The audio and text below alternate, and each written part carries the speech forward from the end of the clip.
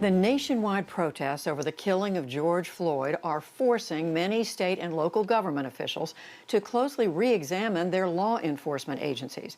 Los Angeles Mayor Eric Garcetti announced yesterday his proposal to cut $150 million from the city's police budget and to put that money toward helping communities of color. And Mayor Garcetti joins us now. Welcome back to the NewsHour. Mr. Mayor, so I think a lot of people can understand why you would want to put this money into communities that are hurting, but why take it from the police department, and particularly just a few weeks after you were calling for an increase in the police department budget? It's a fair question to ask, Judy, and good to be with you again. Look, budgets are moral documents, and we knew in COVID-19 that we would have to make cuts almost everywhere. Myself, our civilian departments took a 10% cut. So I want to be very clear with my police officers and anybody else listening. This is shared sacrifice, but no one department can be completely immune. We have to, in tough economic times and in a moment of racial justice where we have the opportunity. Any police officer out there I've ever talked to said, please, can you invest in education and in healthcare and the things that might prevent crime before I have to deal with it? We give them so much to shoulder on their backs that they're supposed to solve homelessness and mental health, deal with the lack of education in communities of color. Let's, in a very difficult moment, start going down a road where we say that those things too are priorities. It's not an either or, it's a yes and. We've all squeezed our budgets. It's something that in our largest department we can do and still keep our police officers well protected, invested in their training, making sure that they're compensated in the right way. But if we don't start walking through this door today, when will we? And if we don't take this action, who will? So I hear what people are saying out there, as well as what my officers say too. We have to find a better way. It can't just be on the back of policing. It has to be in the reflections of a society that says, long before a criminal justice system intervenes, we can do things to give people the lives that they deserve and not have the racial disparities that for so long we have had in America. But you're acknowledging the impetus for this, the turnaround, was because of the killing of George Floyd.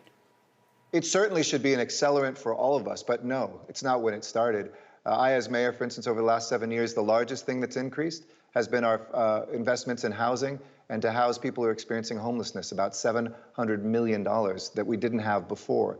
When we look at the growth of our budget, we've increased our gang reduction youth development workers, people who've been criminally justice involved who now work as mentors, keep our parks open late. That's increased 50%, while the number of police officers we've had has stayed the same. Do budgets go up? All budgets do because of more receipts and the cost of living. But we've put our priority overwhelmingly long before today in trying to invest in those things that can help our officers be safer and help our communities be safer. You don't have to choose between those two. And I know that's a tough message. People right now are listening with the ears that either characterize all police officers as terrible human beings or vice versa, that have for too long characterized people of color, especially African-American men and women, as threats. We can't stand for either of those things. And the second results in the loss of life based on your skin. And the other one puts police officers in danger. We have to move forward in the momentum that built long before today, but certainly that today demands an acceleration of, and I'm proud LA is taking those steps. Well, we should just point out, though, that the Black Lives Matter group and others are saying these cuts aren't nearly enough in the police department. They're saying there should be a 90% cut below what the city was already spending there in Los Angeles. They want to cut the number of police. In fact, some are saying get rid of the department altogether, virtually. But I'm assuming you're saying this is as far as you're going to go. No, there's always more, and as we have a stronger economy, let's continue investing in those things. How do we have so many people without health care? How is it that you can live 12 years less if you are growing up in Watts than Bel Air here? That women who are black have a 4 to 6 times a higher rate of dying in childbirth? That's something we can all embrace together. But I want to be very clear, too, that this is something in which folks who would say, let's get rid of our police departments, I respectfully disagree with. I've seen police officers intervene to break up sex trafficking rings, to make sure that a woman experiencing domestic violence has safety, who have mentored young people. We have to change models and cultures, but not get rid of the idea of having peace officers. I want to have heroes all over our communities and investments in our young people. And the idea that we have to choose between those two is the wrong dichotomy. In that connection, you said just in the last few days, and I'm quoting, the vast majority do this job selflessly and with the honor and dignity befitting the badge. But we know, Mayor Garcetti, in the last few days, there have been a number of incidents involving Los Angeles police and these protesters. We have some video to show. In fact, some we showed earlier in the news hour.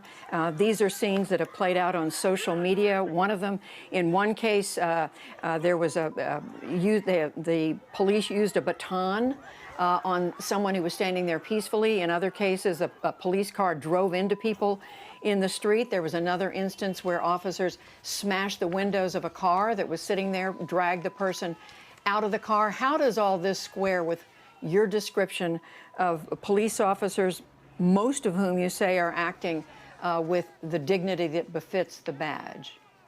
Yeah, we have hundreds of thousands of incidents that happen in any given year, and even in this toughest times. And there should be accountability always.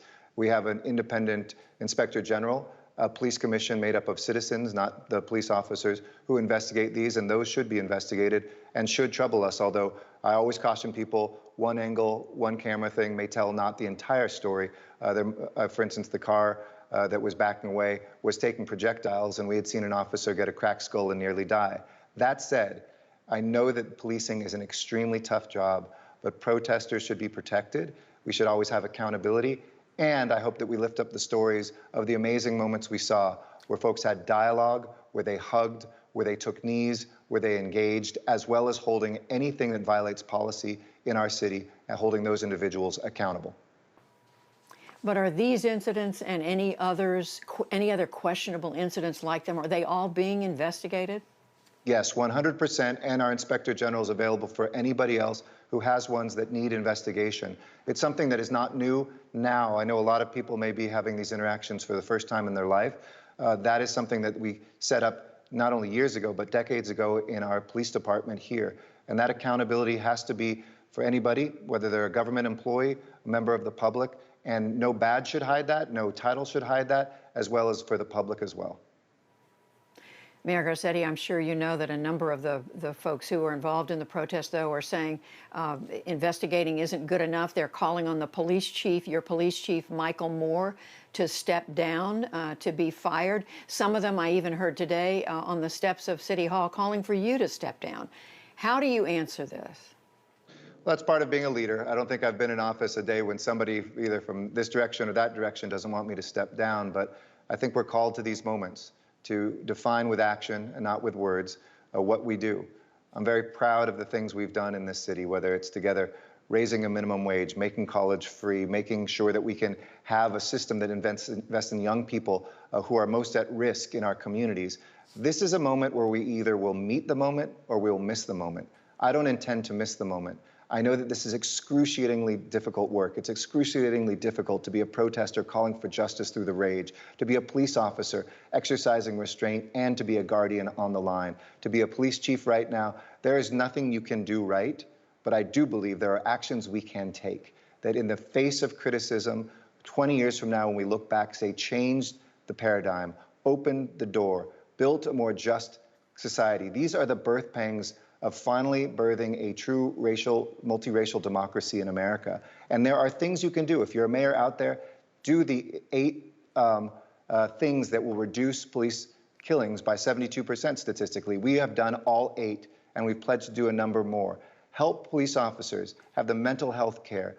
Compensate them well enough to make sure you're getting the people that you want. Demand that there's accountability, and engage in not just the criminal justice system, but so much more, because structural racism lives in the heart of so many people in America. We have to own that. And we have to say, too, that it manifests not just in the criminal justice system. We have to say that it manifests in our healthcare system, our jobs and economy, in our education. And it is time for us finally to seize this moment, to make sure George Floyd didn't die in vain, that Breonna Taylor, whose birthday is today, that we learn the lessons that people should not die because of the color of their skin, and that we must find the common humanity between us all, whether it's a police officer and somebody who pays their salary, whether it's a young person of a different color, or whether it's people who live in different parts of this country. It is time for us to finally heal America. And just in a word, you are standing by your police chief right now. Oh, our police chief made one comment that I said if it was in his heart, he would no longer be police chief. He corrected himself within seconds, but I know that often doesn't make the second part of the news. There is no moral equivalent of looting and murder. He knows that. I know that. He is a reformer who came in after the Rampart scandal as the captain to clean up Rampart, did a tremendous job, and we all are called to leave. We don't have time right now to late night comments that are made when you're tired. If you have that in your heart, you're not working for me. I know that's not his heart. Los Angeles Mayor Eric Garcetti, we thank you very much. As always, strength and love to you.